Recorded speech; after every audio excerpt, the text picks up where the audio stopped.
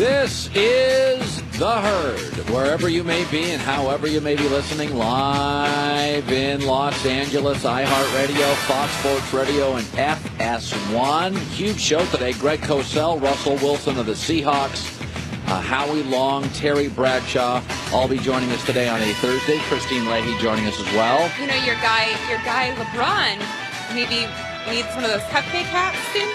I saw it. Let me just address the story this morning. I thought this was going to be a LeBron-free day. I was driving to work this morning. I had a bunch of things ruminating in my head. So let me address the story, which is the story today, which has broken, which is sources. So let's start with that. Somebody's sources. The Warriors could set up talks with LeBron James if the max deal is available. If the Warriors can create a max salary slot this offseason, they could position themselves to secure a meeting with LeBron, league sources told ESPN. There is no indication, it says, Golden State's evaluating such options to acquire the Cavs star. A sign-and-trade scenario would be the most realistic way for the Warriors to get him. They could build an offer around Klay Thompson and Andre Iguodala, according to a source. To make a sign-and-trade possible, Golden State would need Kevin Durant to decline his player option and take even less than his current annual salary. Well, stories get out when somebody wants them out. Why in the world would the Warriors leak this story? They didn't. This is LeBron's camp leaking the story. I don't know who. They would deny it. But there is no reason that Golden State, the best team in the league, would leak a story like that to tick off Klay Thompson and disrupt what is going to be a very kind of pedestrian drive to the NBA Finals and another championship. This deal, by the way, only works if Kevin Durant and Steph Curry agreed to it. And why would they? Number one, they don't need him. This is the only NBA team that doesn't need LeBron James. And two, this feels like a party that LeBron wasn't invited to in the Bay Area, and he's crashing. Listen, Justin Bieber, if he walked into most parties, would make it very exciting, right? The one party he wouldn't be needed, a Kardashian party. So they probably wouldn't invite him. Golden State doesn't need LeBron. And LeBron's and his camp are letting this go for two or three reasons that I can think of. Number one, Cleveland's a mess. This makes him relevant. Number two, to get into Golden State's head, get that stuff swimming around. And number three, LeBron's owner can read it. The owner of the Warriors can read it. And again, it's just kind of stuff that ignites conversations, and maybe down the road this thing happens. That's what it feels like to me. But let's be honest here. Stories get out when somebody wants them out. Golden State has no reason for this story to break. It is somebody on the LeBron side, and the reasons appear fairly obvious. He wants people talking about him or talking about stuff and talking about the Warriors, and he just plants a seed in the Warriors owner, Steve Kerr, Bob Myers, the GM, Steph Curry, and Kevin Durant's head.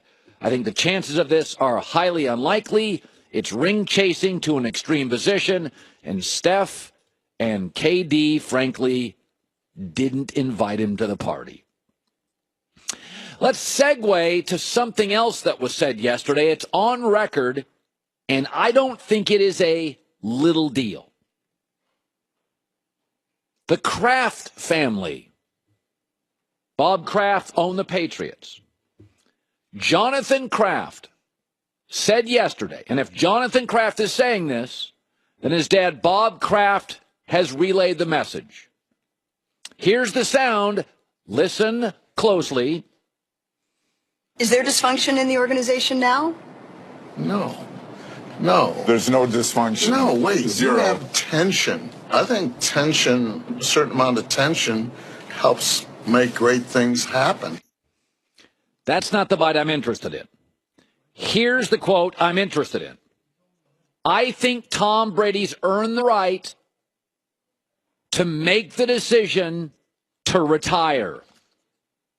That is not a small thing. The Kraft family is doubling down on Brady over Belichick. They're doubling down on it. Okay, remember the first time I told you, we saw the ESPN story that Jimmy Garoppolo, a threat, get him out of town. Okay, what they were saying is, Mr. Belichick, Tom trumps Belichick. The ESPN story reported it. I theorized it before the story came out. Everybody's denying it, but now they're admitting there's tension. Well, why would there be tension? So Jimmy Garoppolo was a threat out of town. Yesterday, retirement, Tom makes a decision. This is not a small thing. Remember, all great mysteries leave clues. All of them. Number one, Bill Belichick, a legendary grudge holder. You know it, I know it. Parcells, Cleveland Browns, a legendary grudge holder. Number one, trades both of his backup quarterbacks for less than market value. That is a fact. All mysteries leave clues. Garoppolo could have gotten more. Jacoby Brissett could have gotten more. Belichick always wants backup quarterbacks. He always wants a succession plan. Now he doesn't have it and gave it up. The second clue, Belichick suddenly assists, for the first time in his career, his coordinators to get jobs. Helps them in the interview process. Lets them talk to the press. Makes phone calls on their behalf. All mysteries leave clues. He's never done that before. And number three, which I mentioned 2 days ago, Belichick wears a fedora off the plane. Belichick had 33 smiles on media night. Belichick, who's historically grumpy, I'm reading a CBS report this morning, has never been this glib, has never been this warm, has never been this lighthearted at a Super Bowl. Why? Swan song. The notoriously grudge-holding coach who's got the longest memory in the league, after this game leaves New England, they have no succession plan at quarterback after Tom. They have no succession plan after Bill. I'm telling you now, the media people that are suggesting Brady's going to leave, Brady, for the second time yesterday, was told, this time publicly, Tom will decide when he leaves. That is the second time. The first time New England denies it. We did not force Belichick to trade Garoppolo. We did not, well, according to a story that was published, now that you admit there's tension, this time was public. Tom will decide. So yesterday they largely admitted the ESPN story was right. There's tension in the building. Well, why the hell would there be tension? Where's the tension? All you guys do is win Super Bowls. So I think the timing is incredibly interesting. And let me add this caveat. Let me add this.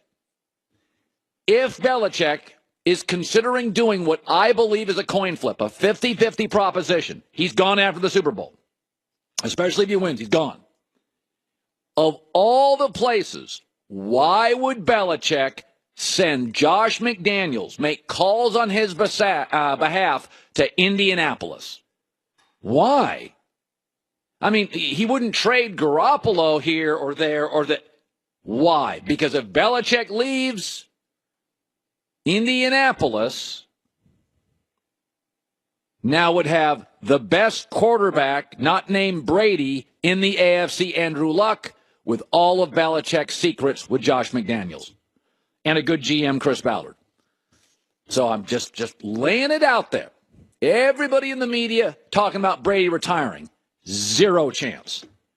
Belichick, 50-50 proposition. No succession plan at quarterback. Now no succession plan post-Bill.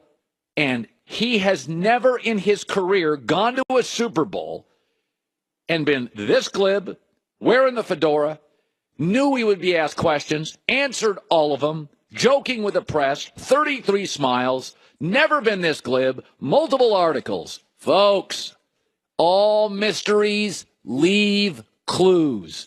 1, 2, 3. Opinionism, alive and well in the herd. Have you trademarked that yet? I'm strongly considering it. You should. People can think I'm crazy all they want. So our two stories today, LeBron James Warriors, they planted that. They want that out. There's a reason. Golden State shouldn't do it. Why would they do it? They don't need him. And the second thing is, Belichick is just funny and smiling, and he's done three things now he's never done. Had a football team and no succession plan after the quarterback, helped his coordinators get gigs, and now suddenly he's Chris Rock. You know, he's Mr. Stand-Up Comedian guy at the press. When guys go off-brand, contrarian to who they are, I get suspicious. Call me nuts. Howie Long in studio right around the corner, and so is Terry Bradshaw. The calendar has turned to February, which means Valentine's Day, February 14th, Wednesday. Yeah, I got it down. I've memorized Valentine's Day. It's the 14th. You ever failed miserably? Don't this year. How about a gift from Sherry's Berries? Go ahead, think inside the box this Valentine's Day. My listeners can send Sherry's Berries or any of their decadent gifts to their Valentine, get 20% off the gifts of over $29. All you have to use the promo code HERD. I've eaten these. I've had these every year. They're amazing. Fresh strawberries dipped in dark and white chocolate goodness, topped with rich chocolate chips, chopped nuts, signature swizzles. All right, choose the delivery date, and it's guaranteed. In fact, they just sent me some yesterday. Only one way to get 20% off an unforgivable gift. Berries.com, code HERD. Berries. Berries.com,